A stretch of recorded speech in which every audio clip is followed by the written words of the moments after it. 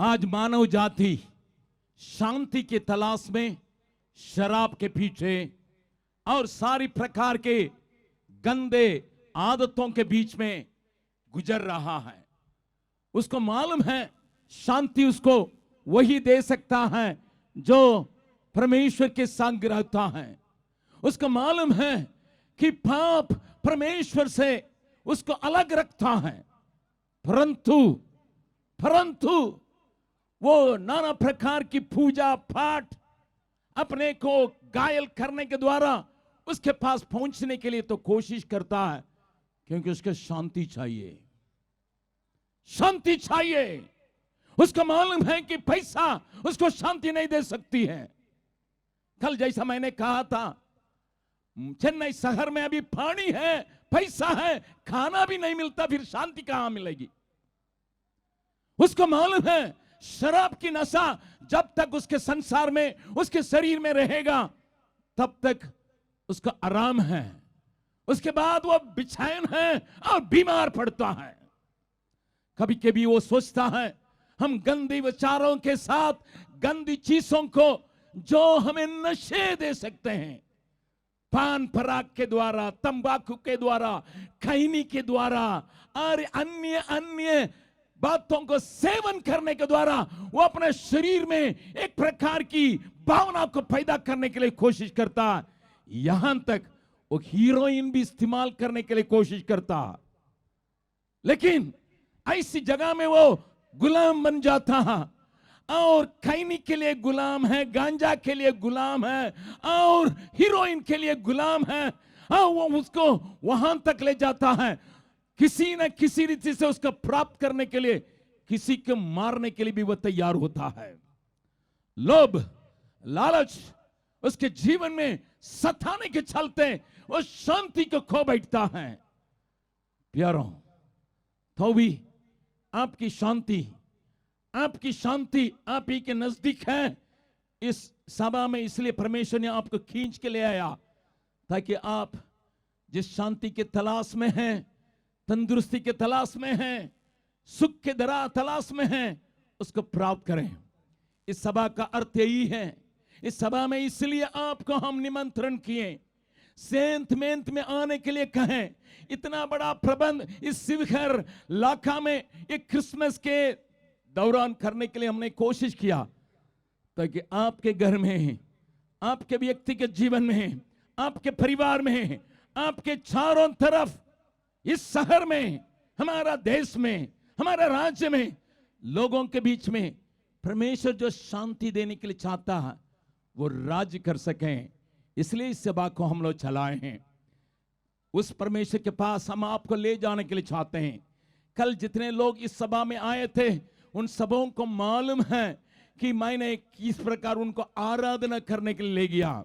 हमारे भाई लोगों ने भोजपुरी में गीत गाया, मैथिली भाषा में गीत गाया, हमारे बच्चों ने अपने सुंदर तरीका से आपके जीवनों में उस खुशी को जोड़ने के लिए कोशिश किया। आज इस सभा में मैं परमेश्वर के वचन से कुछ बोलने के पहले, उस परमेश्वर हमारे बीच में राज्य करने के लिए चाहता है। उस महान परमेश्वर हमारे बीच में अपना क्रिया करने के लिए उसको हमारे बीच में मंडलाने की आवश्यकता है। जैसा मैंने कल कहा, जब हम परमेश्वर की आराधना करते हैं वो हमारे बीच में चले आता है। मेरा धर्मशास्त्र बाइबल बतलाती है, मैं आपको पढ़ के सुनाऊंगा और उस वचन को मेरा बाइबल में से हम पढ़ के सुनाएंगे। निर्गमन की 20वां अध्याय, उसके अनुसार हम उसकी आराधना करने जा रहे हैं। उसके बाद मैं एक एक जन के लिए मैं प्रार्थना करके आपको घर विदा करने के लिए चाहते हैं। एक एक जन के लिए हम प्रार्थना इसलिए हम करके आपको विदा करने के लिए चाहते हैं ताकि आपके जीवन में जो भी कमी है, गटी है, वो सारी बातें परमेश्वर दूर कर सकें। उस वचन को हम आपके सामने रखने के लिए चाहते हैं। निर्गमन उसका 20वां अध्याय में उसमें लिखा है, और इसलिए मैं आपका 24 पद का पिछले भाग को पढ़ने जा रहे हैं। 24 पद का पिछले भाग, निर्गमन उसका 20वां अध्याय 24 पद का पिछले भाग को हम पढ़ेंगे। पढ़िएगा। जहां जहां मैं अपने नाम का स्मरण कराऊं, जहां जहां मेरे नाम को लोग स्मरण करते हैं, वहां वहां मैं आकर वहां वहां मैं आकर तुम्हें आशीष दूंगा। भाई, हमारी हार्दिक इच्छा यही है, आपके जीवन में, आपके परिवार में, आपके व्यक्तिगत जीवन में एक महान आशीष जो मनुष्य नहीं दे सकता, जो धन दौलत नहीं दे सकते, जो बात को कोई बाबा दुनिया के नहीं दे सकते, उसको उस परमेश्वर जिसने आपको बनाया, जिसने आपको रचाया, जिसने आपको अपनाने के लिए कोशिश कर रहा है, वो आपको दे। यही हार्दिक इच्छा इस सभा की। यहां इसमें शामिल होने वाले एक एक बहन, एक एक भाई, एक एक बच्चे को आशीष मिलना है। फिर से उस वचन को पढ़िएगा, ताकि मैं इसलिए पढ़ा रहा हूं ताकि आप जाने ये बाइबल धर्मशास्त्र के अंदर जो लिखी हुई इस बात को आप समझें और सुने और देखें। पढ़िएगा, जहां जहां मैं अपने नाम का स्मरण कराऊं, अपने नाम का स्मरण कराऊं, अर्थात मनुष्य जहां जहां मेरे नाम को लेके आराधना करें, वहां वहां मैं खुद आकर तुम्हें आशीष दूंगा। प्यारों, इसलिए कल उस गीत को हम लोगों ने गाया, सारे सृष्टि का मालिक तुम ही हो, सारे सृष्टि का रक्षक तुम ही हो। इसलिए हम सादर प्रणाम करने के लिए आए हैं। हम हैं तेरे हाथों की रचना, सारी आशीषों का सोता तू ही है प्रभु। इसलिए हम तेरे पास आते हैं, अपने को तेरे हाथ में सौंपते हैं। हमारा तन, हमारा मन, हमारा धन, हमारा परिवार, हमारे बच्चे सब तेरा है प्रभु। इनको शैतान छूने नहीं देना। जैसा आपने देखा, शैतान आपको परमेश्वर से अलग करने के लिए चाहता है, शैतान आपके जीवन को बर्बाद करने के लिए चाहता है, शैतान आपके जीवन में से खुशी को लेने के लिए चाहता है। लेकिन उन सारी बातों को यीशु अपने ऊपर लेने की वजह से आपके लिए आजादी है, आपके लिए आशीष है, आपके लिए आराम है। उसको प्राप्त करने के लिए ही आपको उस आशीष को पहुंचाने के लिए आए हैं। लेकिन हम यहाँ, मैंने जैसा कल कहा था, हम गायक और गायिकाएं नहीं हैं, हम यहाँ मनोरंजन करने के लिए आए नहीं हैं। उस महान परमेश्वर जिसने आकाश और पृथ्वी, पहाड़, चिड़िया और नदी नाला सबको बनाया, उसके आराधना करने के लिए आए हैं। मैं चाहता हूं कि आप भी हमारे साथ मिलके आराधना करें। कल जैसा आपने आराधना किया वैसे ही आज भी हम मिलके आराधना करेंगे। सारे सृष्टि के मालिक,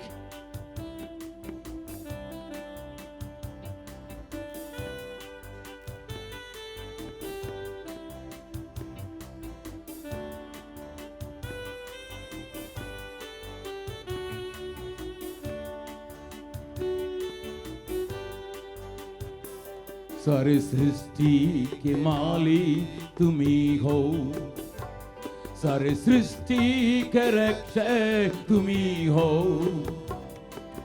करते हैं तुझको सादर प्रणाम, गाते हैं तेरे ही गुणगान।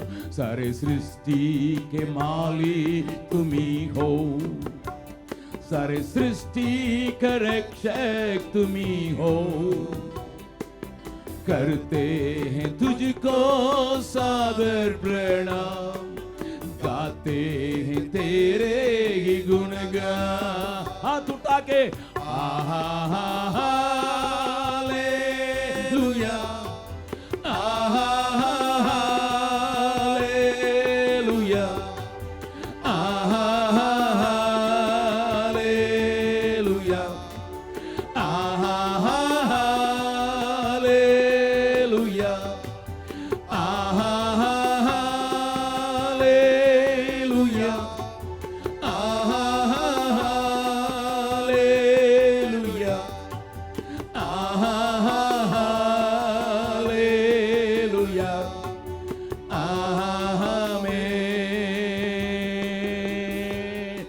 कोई भी परिवार के खिन हो, कोई भी मत मानने वाला खिन हो, सारे सृष्टि के मालिक की आराधना करने के लिए जब हम हाथ उठाते हैं, हमारे साथ आप भी हाथ उठा के उसकी आराधना कर सकते हैं। क्योंकि सारे सृष्टि का कर्ता वही है और सारे मानव का स्वामी वही है, सारी आशीषों का सोता वही है। सारे मानव का स्वामी तुम ही हो, सारी आशीष का सोता तुम ही हो। हृदय को लाते हैं पास तेरे, तेरी आशीष को चाहते हैं हम। सारे मानव का स्वामी तुम ही हो, सारी आशीष का सोता तुम ही हो। अपने हृदय को लाते हैं पास तेरे, तेरी आशीष को चाहते हैं हम। हाथ उठा के hallelujah, hallelujah, hallelujah, hallelujah,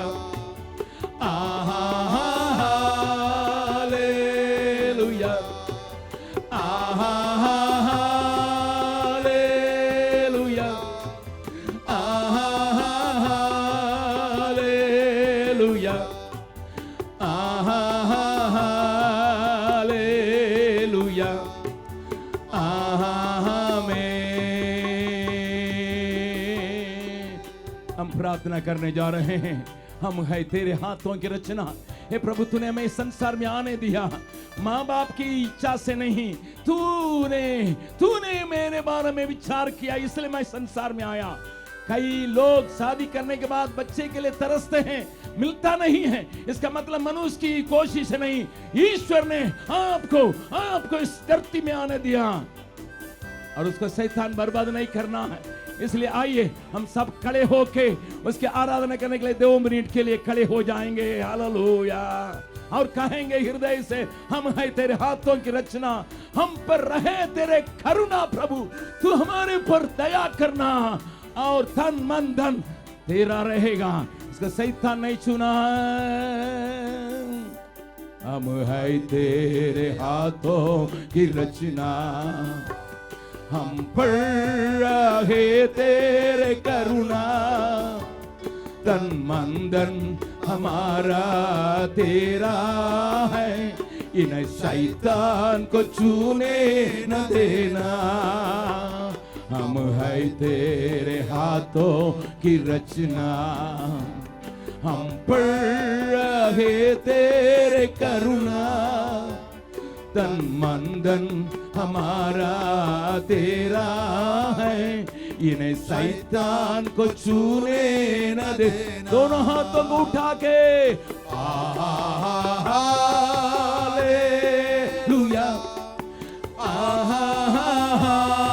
hallelujah, hallelujah, hallelujah,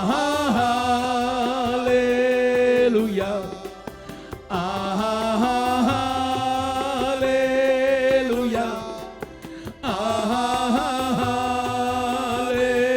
hallelujah,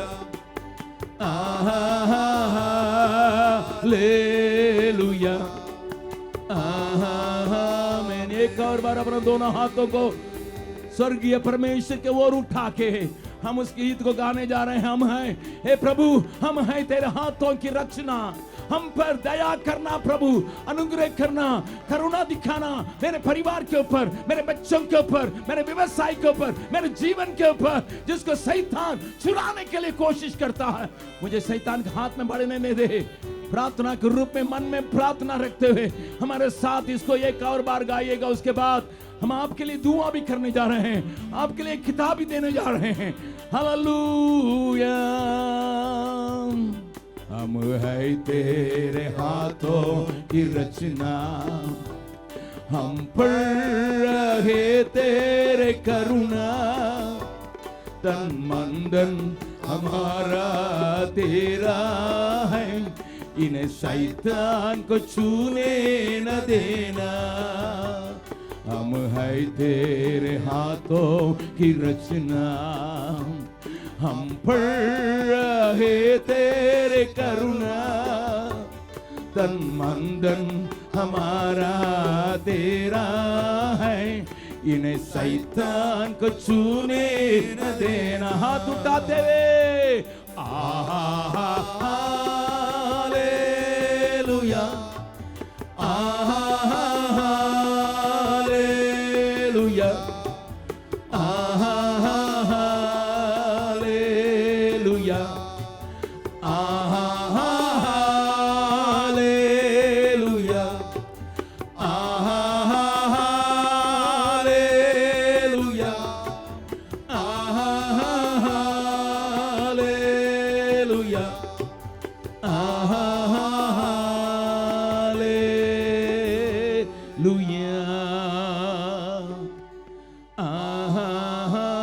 आमीन। मेहरबानी से बैठ जाए।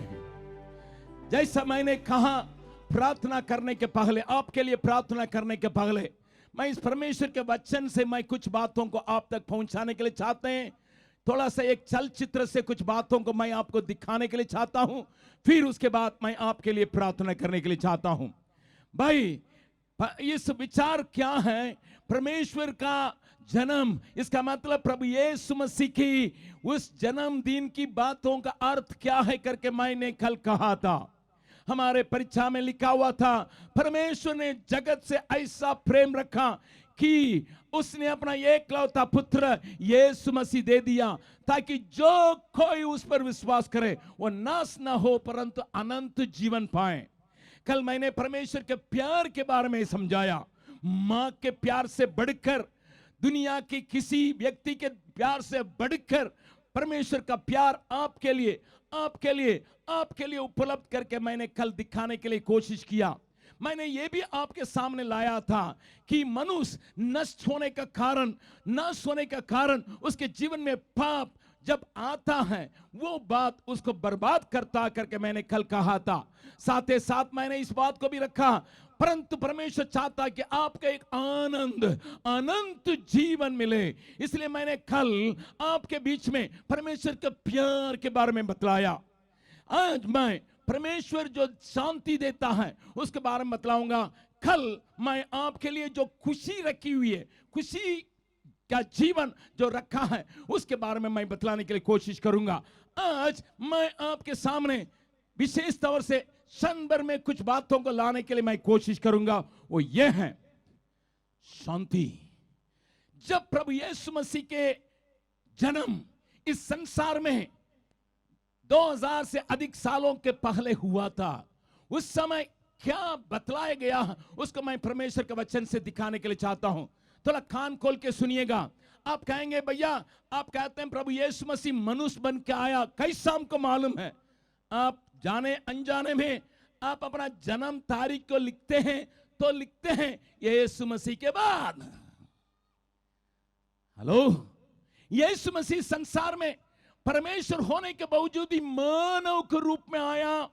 उस बात को लेके ही आज की तारीख को आप लिखते हैं यीशु मसीह के बाद, इतना अंतराल के बाद मेरा जन्म हुआ। चाहे वो दुनिया के कोई भी क्यों हो, मुसलमान मुल्क में रहने वाला क्यों हो, चीन देश में रहने वाला क्यों हो, अमेरिका के रहने वाला क्यों हो, पूरे विश्व भर में सारे लोगों को आज का तारीख लिखना पड़ता है। उसमें यह लिखते हैं 5 तारीख नवंबर महीना 2015। इसका मतलब 2015 कहां से आया भैया? यीशु मसीह के बाद। इसका मतलब ये इतिहास साबित करता है यीशु इस संसार में आया। यीशु जब मनुष्य के खोज में एक बालक के रूप में एक कुंवारी के द्वारा जन्मा, उस समय एक बात हुई, उसको बाइबल अच्छा से विवरण बतलाती है। मैं इस सभा के अंत में मैं आपके हाथ में उस किताब को धराने के लिए चाहता हूं, सेंत में मुफ्त में आप बैठ के सुन के उसको प्राप्त करके जाइएगा ताकि आप खुद पढ़ सकें। लूका रचित सुसमाचार करके एक किताब है, उसमें 12 वचन में यह लिखा है, 2 अध्याय लूका रचित सुसमाचार और उसका 2 अध्याय, वहां पर क्या पढ़ते हैं, एक स्वर्गदूत आके एक आवाज को, वहां के गडरी लोग जो अपना भेड़ बकरी को चराते थे, जरूर गरीब थे, गांव से बाहर थे, उनसे स्वर्गदूत ने ये कहा। 10वां पद को पहले पढ़ेंगे, लूका रचित सुसमाचार उसका 2 अध्याय का 10वां पद को पढ़िएगा। तब स्वर्गदूत ने उनसे कहा, तब फरिश्ते अर्थात स्वर्गदूत ने उनसे कहा, मत डरो, मत डरो, क्योंकि देखो मैं तुम्हें बड़े आनंद का सुसमाचार, मैं तुम्हें बड़े आनंद का सुसमाचार सुनाता हूँ, जो सब लोगों के लिए होगा। सब लोगों के लिए होगा। ताली बजा के परमेश्वर के धन्यवाद करें। आप कोई भी परिवार के क्यों हो, ऊंचे कोटि के हो या नीचे कोटि के हो, या रईस हो या गरीब हो, कोई भी हो, आप कोई भी कौन हो, मेरा बाइबल धर्मशास्त्र बतलाती है, स्वर्गदूत ने ये ऐलान करके बतलाया। क्या बतलाया? सारे लोगों के लिए एक सुसमाचार, आनंद देने के समाचार मैं बतलाने के लिए आया हूं। इसके अलावा वे गीत गाए थे, वो उन स्वर्गदूतों ने गीत गाया। उसका शब्द क्या है? पढ़िएगा 13 और 14 पद को पढ़िएगा। तब एकाएक उस स्वर्गदूत के साथ स्वर्गदूतों का दल परमेश्वर की स्तुति करते हुए यह कहते दिखाई दिया, आकाश में परमेश्वर की महिमा। सुनिए भाई, कान खोल के सुनिए, शिवहर के भाई बहन बच्चे कान खोल के सुनिए, पढ़िएगा। आकाश में परमेश्वर की महिमा, आकाश में परमेश्वर की महिमा, और पृथ्वी पर उन मनुष्यों में जिनसे वह प्रसन्न है, शांति हो। हालेलुया। एक और बार ताली बजा के परमेश्वर का धन्यवाद करें। यीशु मसीह का जन्म पहले परमेश्वर का प्यार को दिखाने के लिए आया हुआ, दूसरा सारे मनुष्यों के लिए, चाहे वो कोई भी बोली बोलने वाले हो, कोई भी देश के क्यों हो, कोई भी जगह के क्यों हो, कोई भी स्तर के क्यों हो, नर हो नारी हो, सबके लिए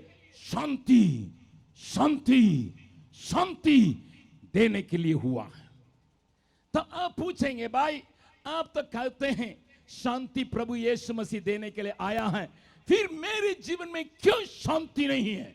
जब यीशु मसीह का जन्म 2000 साल के पहले हुआ, फिर क्यों शांति नहीं मिली करके पूछेंगे।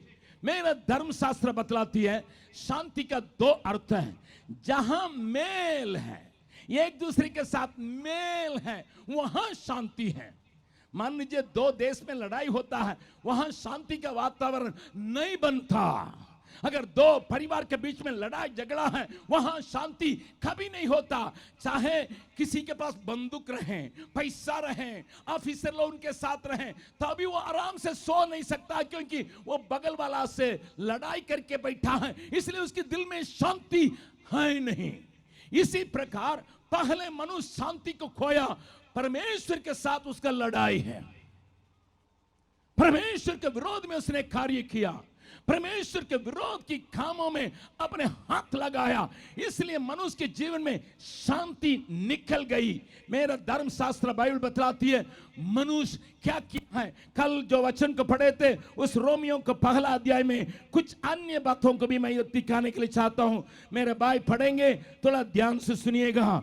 रोमियो की पत्री उसका 1 अध्याय, वहां पर मेरा प्रभु क्या वचन को लिखा है। 28 से लेकर हम आखिरी पद तक धीरे धीरे पढ़ने जा रहे हैं। मनुष्य का हाल क्या है, मनुष्य की विचार आज क्या है, मनुष्य की स्थिति क्या है, परमेश्वर के वचन की इस आईना में, कल मैंने कहा था, इस आईना में आप देख सकते हैं दुनिया की बातों को। पढ़िएगा। जब उन्होंने, मनुष्य ने परमेश्वर को पहचानना न चाहा, परमेश्वर को पहचानना न चाहा। सुनिए, परमेश्वर चाहता है कि आप उसको पहचाने। रेंगने वाले जंतुओं के समान नहीं, चलने वाले जानवरों के समान परमेश्वर को पहचानने के लिए कोशिश मत कीजिए। ध्यान से सुनिएगा। परमेश्वर का आप इतना छोटा मत बनाइएगा। आप ये कहते होंगे हमारा परमेश्वर रेंगता है, तो आप परमेश्वर को बदनाम करते हैं। अगर आप कहते हैं मेरा परमेश्वर चार पहिया में चलता है, आप परमेश्वर को बदनाम करते हैं। आप परमेश्वर को सृष्टि के साथ तुलना नहीं कर सकते हैं। परंतु मेरा धर्मशास्त्र बाइबल बतलाती है परमेश्वर आत्मा है और उसको भजन करने वाला आत्मा और सच्चाई से आराधना करना है। इसलिए वो नहीं चाहता है कि आपसे फूल और फल, आपसे नहीं चाहता है कि अगरबत्ती, वो नहीं चाहता है, परंतु वो चाहता है आप उसको पहचाने, आप उसको जाने। लेकिन मनुष्य नहीं चाहा।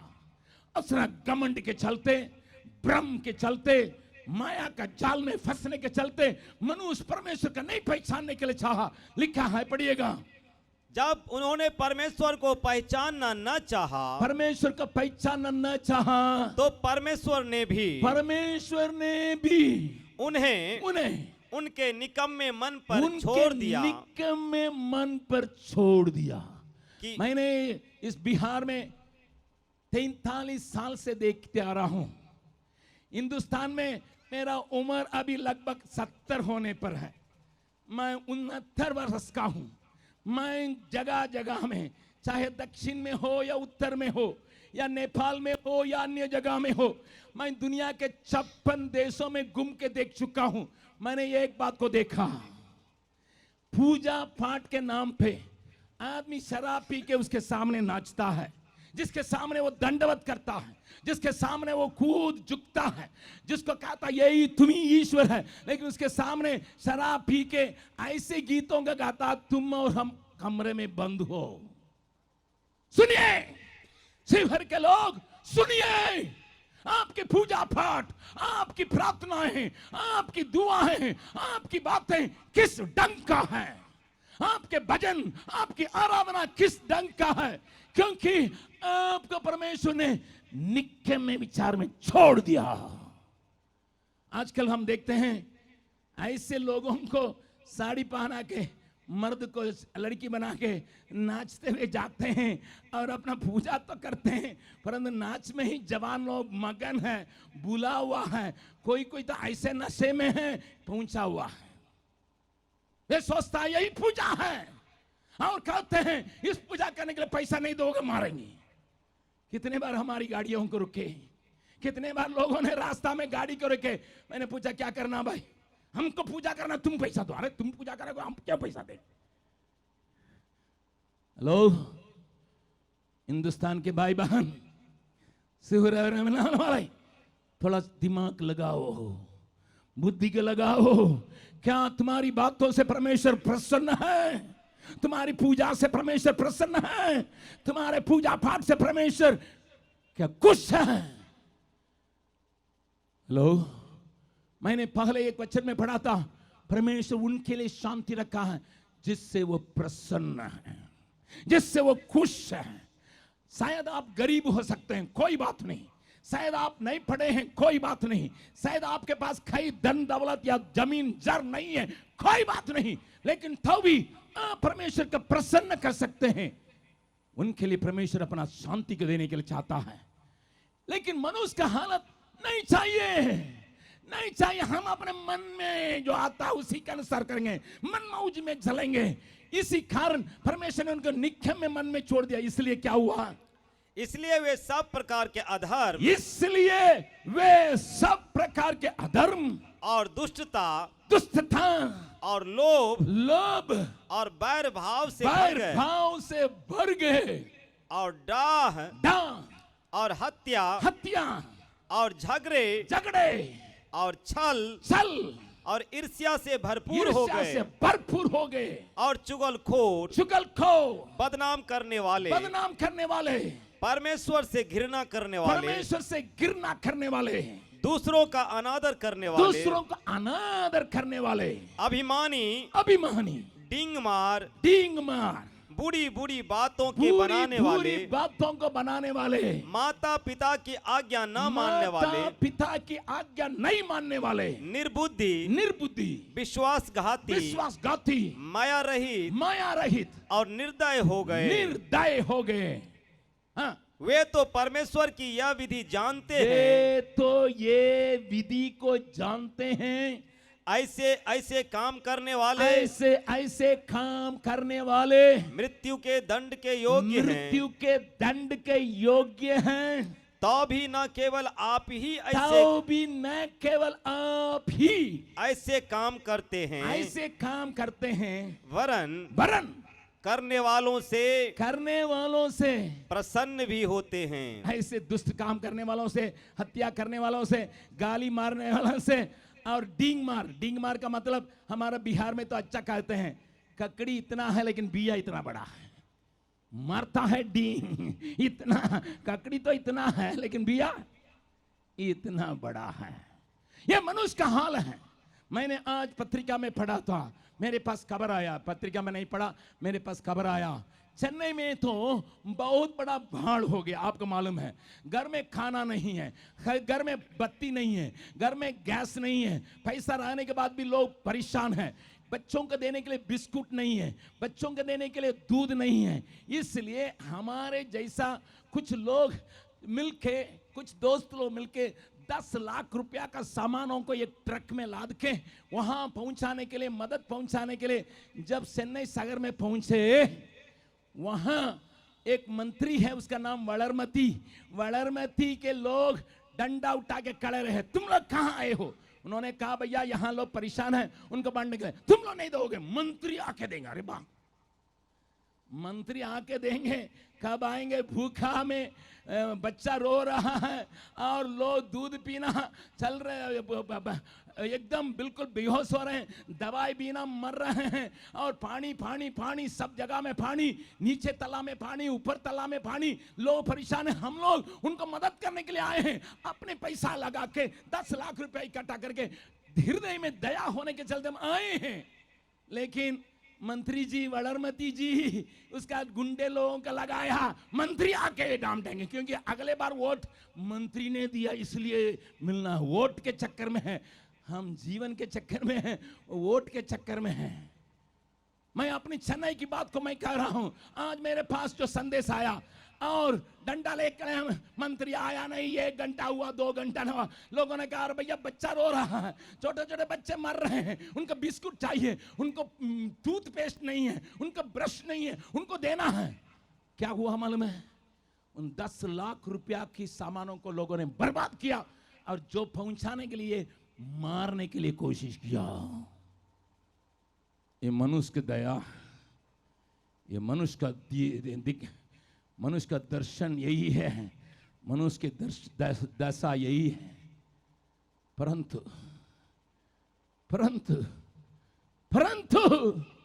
जो परमेश्वर आपको शांति देने के लिए चाहता है, वो उससे मेल कराने के लिए, आपसे मेल कराने के लिए, आपस में मेल और मोहब्बत का लाने के लिए उसने एक काम किया, जिसको आप अब चलचित्र में देखने जा रहे हैं। लेकिन उसके पहले एक वचन को पढ़िएगा, यशायाह नबी की किताब, उसका 53 अध्याय, यशायाह नबी की किताब उसका 53 अध्याय है। वहां पर यीशु जब संसार में आया, मानव बन के आया, आपको शांति देने के लिए, आपको शांति देने के लिए जब आया, उसके बारे में बाइबल क्या बतलाती है, पढ़िएगा। 53 अध्याय का 4, 5 और 6 पद को पढ़ेंगे। निश्चय उसने हमारे रोगों को सह लिया, हमारे रोगों को सह लिया, और हमारे ही दुखों को उठा लिया। तो भी हमने उसे परमेश्वर का मारा कूटा, और दुर्दशा में पड़ा हुआ समझा। कुछ देर के पहले आपने जवानों के नाटक में देखा, सारे बुराइयां मेरा यीशु के ऊपर पड़ा। फिर से पढ़िएगा उस वचन को। निश्चय उसने हमारे रोगों को सह लिया, और हमारे ही दुखों को उठा लिया। तो भी हमने उसे परमेश्वर का मारा कूटा, और दुर्दशा में पड़ा हुआ समझा। परंतु वह हमारे ही अपराधों के कारण, मेरी बहन, मेरा भाई, अब कोई भी घर के क्यों न हो, कोई भी मत के क्यों न हो, कोई भी धर्म मानने वाले क्यों न हो, मेरा धर्मशास्त्र बाइबल बतलाती है उसने हमारे ही अपराधों के कारण घायल किया गया, अपराधों के कारण घायल किया गया, वह हमारे अधर्म के, वो हमारे अधर्म के कामों के कारण कुचला गया, हमारे ही शांति के लिए, हमारी शांति के लिए उस पर ताड़ना पड़ी कि उसके कोड़े खाने से हम लोग चंगे हो जाएं, हम तो सब के सब भेड़ों के समान भटक चाहे गए ईसाई थे। क्यों न हो, चाहे मुसलमान क्यों न हो, चाहे हिंदू क्यों न हो, सब के सब भेड़ों की नाई भटक गए थे। हम में से हर एक ने अपना अपना मार्ग लिया और परमेश्वर ने हम सबों के अधर्म का बोझ उसी पर लाद दिया। यीशु पर ला दिया। जीवन में पाप है, लेकिन प्रभु यीशु एक पापी स्त्री के साथ क्या किया उसको थोड़ा सेट करने के बाद हम आपको दिखाएंगे, परंतु यहां देखेंगे बाइबल बतलाती है लूका रचित सुसमाचार उसका 7वां अध्याय, लूका रचित सुसमाचार 7वां अध्याय में यूं लिखा है, और पढ़िएगा 37 पद में 37 और 38 पद को पढ़िएगा, 37 और 38 पद, लूका रचित सुसमाचार 7वां अध्याय और 37 और 38 पद को पढ़िएगा। उस नगर की एक घर में प्रभु यीशु मसीह दावत में गया है, उस शहर में एक पापिनी स्त्री यह जान करके यीशु फरीसी के घर में, यीशु एक फरीसी के घर में भोजन करने के लिए बैठा है। संगमरमर के पात्र में इत्र लाई और यीशु के पांवों के पास पीछे खड़े होकर रोती हुई उसके पांवों को आंसुओं से भिगोने और अपने सिर के बालों से पोंछने लगी और उसके पांव बार बार चूमकर उन पर इत्र मला। सुनिएगा, यहाँ एक पापिन स्त्री है, अपने जीवन में अपने शरीर को सौदा करने वाली, दुनिया के लोग जानते हैं वो पापिन है, व्यभिचारी है, सारे लोगों के साथ सोती है, सारे लोगों के साथ व्यभिचार करती है पैसा कमाने के लिए। लेकिन जब उसने यीशु के बारे में सुना था, जब उसने यीशु के बारे में सुना, यीशु उस घर में है, वो वहां पर कूद आई और आंखें आंसू बहा रही है। क्यों? मैंने पाप किया, मैंने परमेश्वर के विरोध में कार्य किया, मैंने परमेश्वर के दिया हुआ शरीर को मैंने बर्बाद किया, मैंने लोगों को भड़काया, मैंने लोगों को घुमाया, मैंने लोगों को खुशी देने की मतलब से पैसा चूसा। ध्यान से सुनिएगा प्यारों, ध्यान से सुनिएगा। जब वो रोने लगी, पछताप करने लगी, यीशु से क्या करता है पढ़िएगा उसी अध्याय के आखिरी पद में देखिएगा, वहां पर लिखा है, और 47 और 48 पद को पढ़िएगा, 47 और 48। इसलिए मैं तुझसे कहता हूं, प्रभु यीशु मसीह कहता, मैं तुझसे कहता हूं, इसके पाप जो बहुत थे, इसके पाप तो बहुत थे, क्षमा हुए, क्योंकि इसने बहुत प्रेम किया, पर जिसका थोड़ा क्षमा हुआ है, पूरा क्षमा हुआ है, वह थोड़ा प्रेम करता है। आगे, और उसने स्त्री से कहा, उस पापीन स्त्री से यीशु कहा, तेरे पाप क्षमा हुए। तब लोग जो उसके कुशलता के साथ जाओ, गो इन पीस, जाओ कुशलता के साथ जाओ। भाई, आज आप कितने बड़े घोर पापी भी क्यों न हो, अपना जीवन को बर्बाद करने वाले क्यों न हो, अगर आप पापों के लिए पछताएंगे, प्रभु आपके पापों को क्षमा करके आपको शांति देने के लिए तैयार है। दूसरा, एक और स्त्री को मैं दिखाने के लिए चाहता हूं, मरकुस रचित सुसमाचार उसका 5वां अध्याय में, वहां पर एक लिखा है, वहां एक स्त्री के बारे में कहा गया। शांति लोगों के जीवन में क्यों नहीं है? जब लोग बीमार पड़ते हैं, पहले पाप में फंसने से उनको शांति नहीं मिलती, उनको शांति देने के लिए क्षमा की आवश्यकता है। दूसरा, उस स्त्री को देखते हैं, वो बीमार है। पढ़िएगा मरकुस रचित सुसमाचार 5वां अध्याय, उसका 25 पद से लेकर 25 और 26 पद को पढ़िएगा। एक स्त्री थी जिसको 12 बरस से लहू बहने का रोग हाँ। उसने बहुत वैद्यों से, बहुत डॉक्टरों से बड़ा दुख उठाया और अपना सब माल व्यय करने, अपना सब संपत्ति को खर्चा कर लिया। उसे कुछ लाभ न हुआ था, कुछ लाभ नहीं हुआ और खराब होते जा रही थी, परंतु और भी रोगी हो गई थी। वह यीशु की चर्चा सुनकर भीड़ में उसके पीछे भीड़ के बीच में यीशु जा रहा है, जाके मैं उसके वस्त्र को छू लूंगी, मैं चंगे हो जाऊंगी करके पीछे से वो उसके वस्त्र को छू ली। बाइबल बतलाती है तुरंत वो बिल्कुल ठीक हो गई। मेरा यीशु ने उसको देख के क्या कहा, उसी अध्याय में पढ़िएगा, 34 पद को पढ़िएगा। उसने उससे कहा, यीशु ने उससे कहा, पुत्री तेरे विश्वास ने तुझे चंगा किया, कुशल से जा, शांति के साथ जाओ।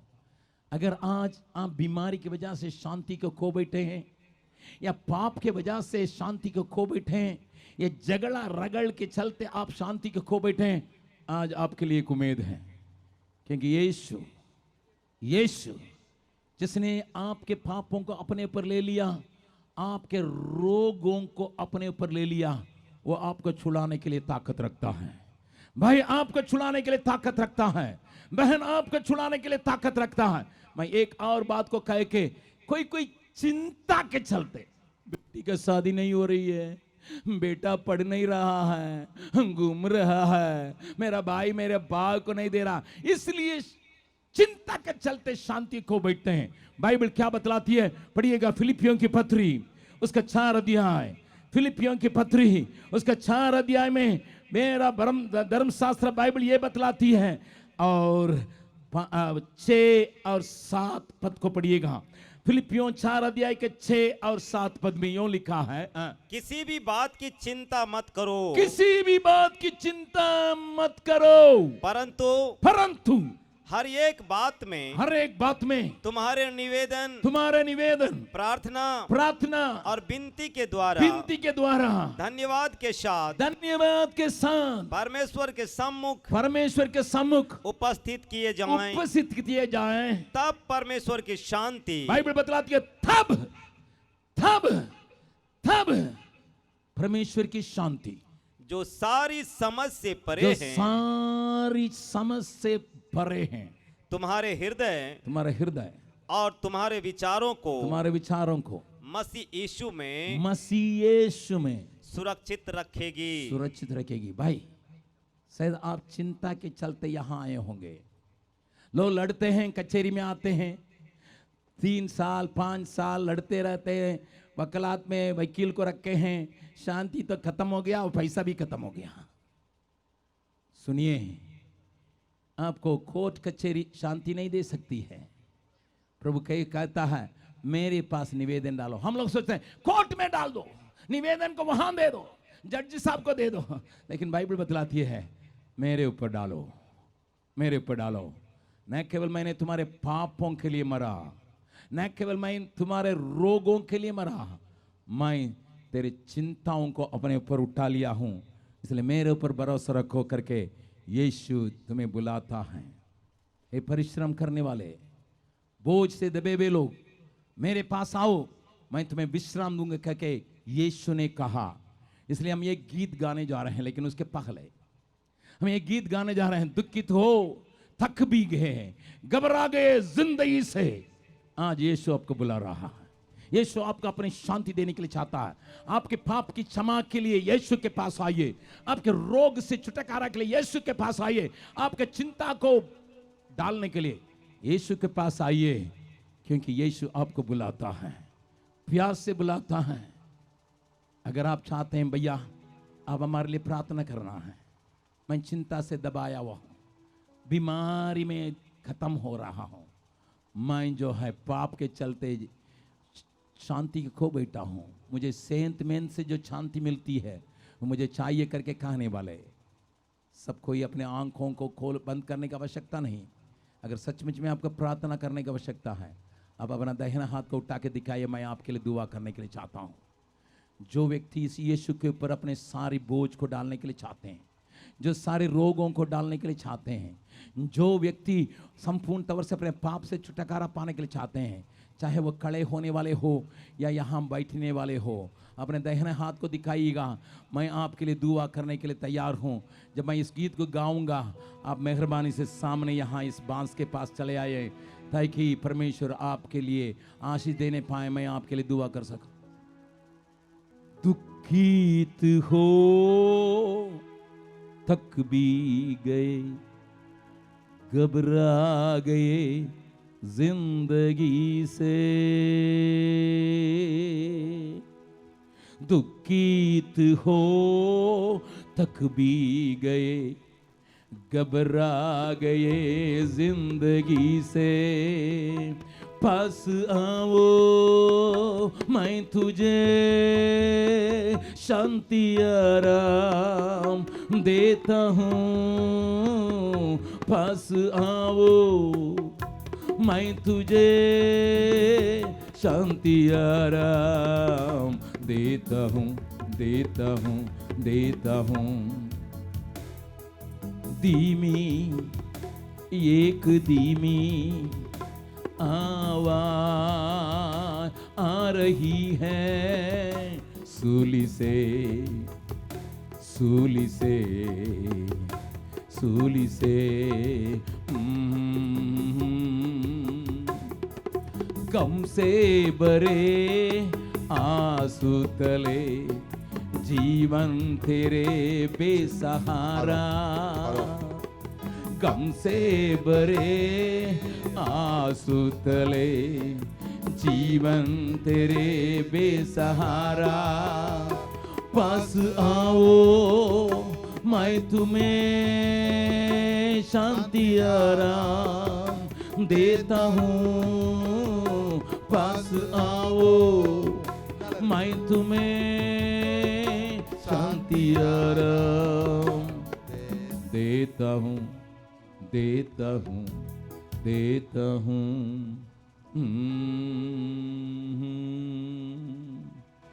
सामने आए हुए भाई बहन बच्चे अपने हाथ को जोड़ के उस महान परमेश्वर जो आपसे प्यार करता है, जो आपको सच्ची शांति देने के लिए चाहता है, आपके लिए घायल हुआ, आपके लिए मारा गया, आपके लिए खोड़ा खाया हुआ इस यीशु आपके पापों को अपने पर ले लिया। इसलिए आपसे पहले मैं विनती करूंगा, प्रभु मुझे पाप से छुटकारा चाहिए।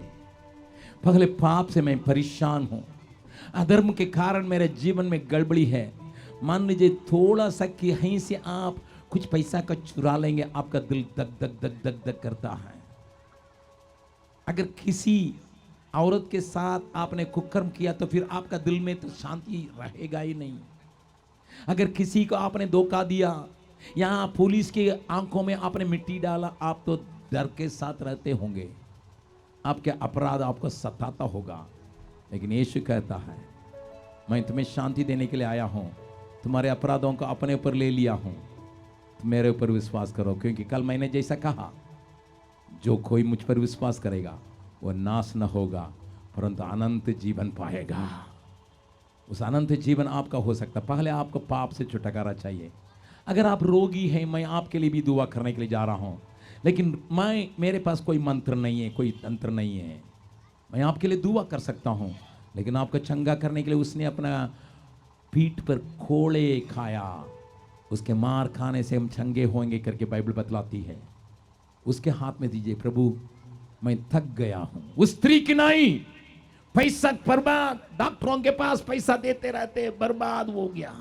अभी तू ही चंगा कर, मुझे छू ले, मुझे छू ले, मुझे छू ले करके आप उससे विनती करने जा रहे हैं। तीसरा, जैसे मैंने कहा, आपकी चिंता आपको शांति का बिगाड़ती होगी, उनको उठा के फेंकने के लिए उसके ऊपर बोझ के डाल दीजिए। अपना बोझ प्रभु पर डाल, कभी न घबराना, कभी न घबराना। वो प्रभु सारे आदर के साथ आपको अपनाएगा, गले लगाएगा, आपको उस शांति जिसको आप खोए हैं, जिसके तलाश में आप हैं, उसको देने के लिए तैयार है। जितने लोग अपना हाथ जोड़े हैं, अपना आंखों को बंद करें, मेरे पीछे पीछे इस प्रार्थना को करेंगे। मेरे पीछे पीछे बोलिएगा, हे परमेश्वर। सब कोई बोलिएगा, हे परमेश्वर, मैं तेरे पास आया हूँ। यीशु मसीह मेरे पापों के लिए, मेरे रोगों के लिए, मेरी चिंताओं के लिए तूने मार खाया और प्रभु मरा, परंतु तीसरा दिन जी उठा। मैं विश्वास करता हूं, मुझ पर अपना हाथ रख, अभी से लेकर मेरे अंदर से उन सारी बोझों को हटा के जिस शांति को देने के लिए वायदा किया, उसको देने के लिए मैं विनती करता हूं, यीशु मसीह के नाम से, आमीन। मैं आपके लिए दुआ करने जा रहा हूं, ऐसे ही रहिएगा। मैं एक और बार तेरा महिमा का बादल, इस जगह को घेरे करके मैं गाने जा रहा हूं। मैं इस गीत को गाने के समय मेरे भाई लोगों के साथ आप सबों को परमेश्वर की महिमा छुएगा। और उसके बाद मैं आपके लिए एक किताब पढ़ने के लिए दे रहा हूं। और ये किताब प्रभु यीशु मसीह के जीवन चरित्र है। और उसके अलावा आपको जीने के लिए किस प्रकार का राहों पर चलना है इसमें है। इसके अलावा इस संसार के अंतिम दिन में क्या होगा, वो सारी बातें इस किताब में हैं।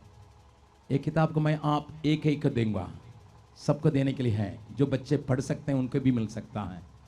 इसको ले जाइएगा, ये सिराने में रखने सोने के लिए नहीं, इसको अगरबत्ती मत दिखाइएगा, इसको पढ़िएगा। अगर आपको पढ़ने नहीं आता कोई बात नहीं, किसी को बैठा के सुनाओ, भाई इसमें क्या लिखा, आप पढ़ेंगे करके। ये वचन आपको छू के चंगा करने की ताकत रखता है। और इसके अलावा आपको मैं एक फॉर्म देने के लिए जा रहा हूँ, डिसीजन कार्ड का। आपको एक कागज़ देंगे जिसमें आप अपना नाम पता लिख के देने के समय हम आपके लिए दुआ करेंगे, हमारे लोग दुआ करेंगे। हम आपका मेंबर बनाने के लिए नहीं ले रहे हैं, या आपका अपना दल में खींचने के लिए नहीं ले रहे हैं।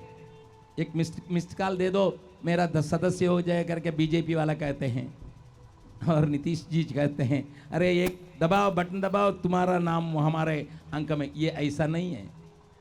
इसमें आप अपना नाम पता के साथ अगर आपकी समस्या को भी लिखेंगे, हम लोग उपवास करते हैं, प्रार्थना में आपके प्रार्थना का निवेदन करोगे, उस परमेश्वर से प्रार्थना करेंगे ताकि वो आपको छू सकें। उसके लिए हम इसको लेते हैं। मेंबरशिप के लिए नहीं है, मसीह बनाने के लिए नहीं है, आपके लिए दुआ करने के लिए लेते हैं। इस बात को आप समझते हुए इसको लेके लिख करके, जो भाई लोग यहाँ ये हरा कोट पहन के खड़े हैं, किसी के हाथ में आप दे दीजिएगा। अगर आपके पास कलम नहीं है, उनके पास कलम होगा, वो लिख करेंगे, आपका नाम को लिखेंगे। देने के बाद जा सकते हैं। कल अंतिम सभा है, अपने दोस्तों को बताइएगा, अपने आसपास के लोगों को बताइएगा, आपस में जो हैं उनको भी लेके आइएगा। जो बीमार हैं, जो चिंता में हैं, जो फंसे हुए हैं, छुटकारा नहीं है, उसके लिए इस किताब को प्राप्त करने के बाद आप यहाँ पर लाइन में वहाँ से घूम के यहाँ आएंगे, और मैं यहाँ रह के मैं आपके ऊपर हाथ रखूँगा, आप यहाँ से निकल जाएंगे। हम सबके ऊपर हाथ रख के प्रार्थना, अपने आंखों को बंद करें। तेरे महिमा का बादल घेरे इस जहां को, तेरे महिमा का बादल घेरे इस जहां को। हे प्रभु तू छू ले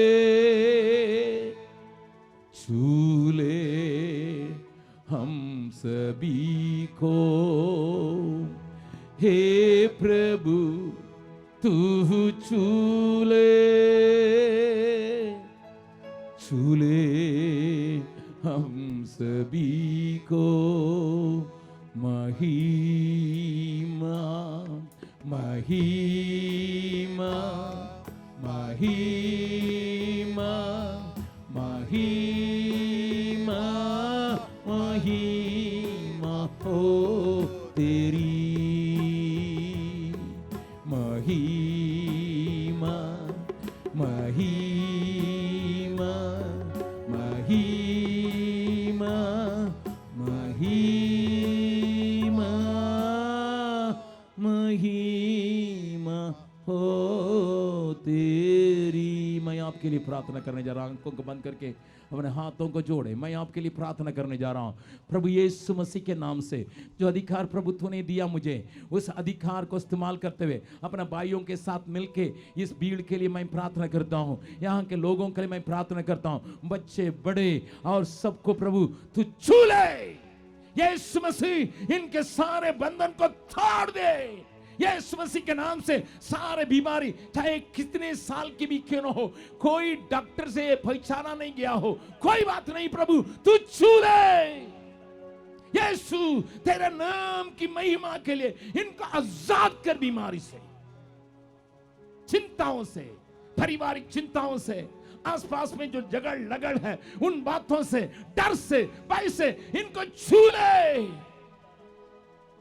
ताकि वे आजाद रह सकें, आशीष प्राप्त कर सकें, आराम की जिंदगी प्राप्त कर सकें। यीशु मसीह के मीठे नाम से मांगते हैं, आमीन आमीन।